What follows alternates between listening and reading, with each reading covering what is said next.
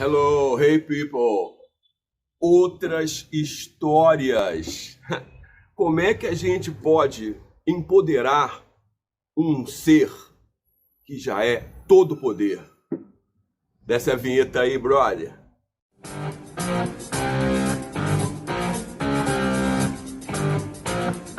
Hello, estamos aqui de outras histórias no terraço, né? Naquele clima at the roof. Passaram uns ônibus aí, uns aviões, uns helicópteros. Fiquem tranquilos, nós estamos protegidos no 8º andar.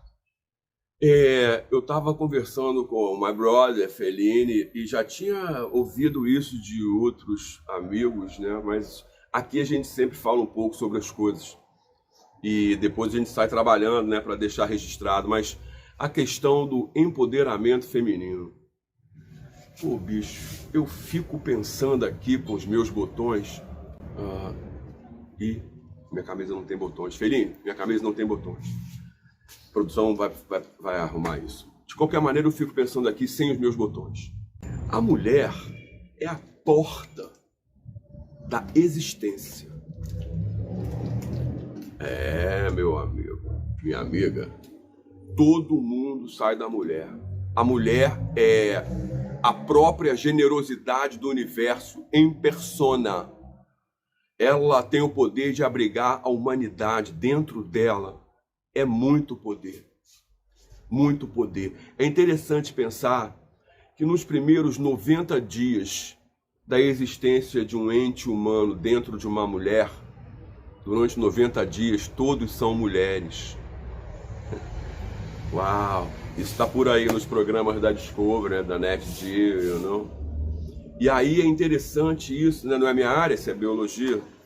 E é interessante isso, né? Porque quando a gente olha esse processo maravilhoso, a gente começa a perceber o seguinte: a mãe, ela precisa do pai. Afinal de contas, você sabe, né? Não se dá para fazer um filho sozinho, mas o pai é apenas a base do processo. A mãe é todo o evento. Ok? Então é interessante notar o seguinte: como é que um ente com extremo poder, o poder criador de humanidades, pode ser empoderado? Bom, eu fiquei pensando algumas coisas. Fellini me permitiu, tá, gente? A gente tá aqui na varanda, fala assim, pô, faz um varandão da saudade aí.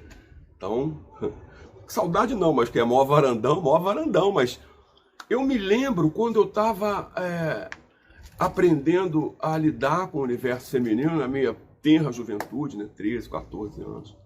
As meninas são um mistério, né, nessa altura da vida. E eu me lembro que dos aprendizados mais importantes era você sempre respeitar a menina, né?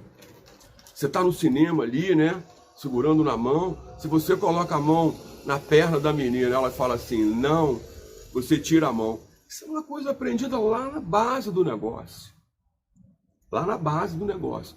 Ué, como é que você aprende um negócio desse? Bom, eu tinha muito trânsito com as minhas amigas na escola, com as meninas. Gostaria de namorar todas, nem sempre conseguia, a maioria das vezes, pelo menos nessa fase não. Mas eu ouvia bem o que as meninas diziam, o que elas queriam, do que elas se queixavam na personalidade masculina e o que elas criticavam. E aí o que acontecia? Eu vi uma menina dizer que o sujeito era um idiota porque tinha essa posição. Aí eu sabia que essa posição deveria ser estudada porque ela estava sendo chamada de idiota. Aí você ia lá olhar e o cara era mesmo um idiota. É aquele que você fala uma palavra diferente na aula de biologia, ele ficava rindo, né? Cutucando o outro. Quer dizer, então o universo feminino, ele já tinha todo um encaixe, né? Eu fico pensando, todas as minhas namoradas, todas as mulheres que passaram pela minha vida, da primeira que eu conheci até a minha atual esposa, é incrivelmente notável como hoje eu posso ver que elas eram altamente poderosas. Muito poderosas e incrivelmente poderosas como eu. Porque, na verdade, como é improvável que se possa ter a humanidade, como a gente compreende, sem um homem e uma mulher, a gente tem que ter atenção com essa realidade para a gente perceber o seguinte: tem muita coisa que está sendo dita e falada que já perdeu até a validade. A mulher há muito já conquistou as posições de todos os níveis dentro da sociedade. Então a gente não precisa mais se preocupar com isso, ou ficar falando disso como se nada tivesse acontecido. É a mesma coisa que a gente tentar antecipar processos da natureza, né? Outro dia eu conversava com um amigo e durante a conversa eu perguntei para ele, né, o que ele achava de uma criança de 7 anos que matou uma de 3 ser presa e pegar a prisão perpétua. E esse meu amigo, muito avançado, muito advanced, o cara progressista, falou assim: não se pode permitir que uma criança de 7 anos seja presa porque cometeu um crime, porque ela não entende o que ela está fazendo. Aí eu coloquei para ele de volta assim: mas e se ele quisesse mudar de sexo e tomar hormônios com 7 anos? Pô, aí o meu amigo teve que ir ali, ele não ficou, ele teve que ir ali, né? Então ele foi ali, depois ele foi a lá, eu não sei, ainda não voltou, a hora que voltar a gente vai falar de novo, mas é interessante notar o seguinte: do que é que a gente está falando aqui? É preciso lembrar que tem muita gente falando muitas coisas que não significam nada. Algumas estão perfeitamente dominadas há algum tempo. E se você tem uma família que tem todo tipo de pessoas, primos, ou tias homossexuais, ou lésbicas, não. A minha avó era negra, né? Eu tinha parentes, tias, primos, homossexuais, lésbicos. Então eu conheço isso a minha vida inteira. Eu nunca tive nenhuma dificuldade de lidar com isso.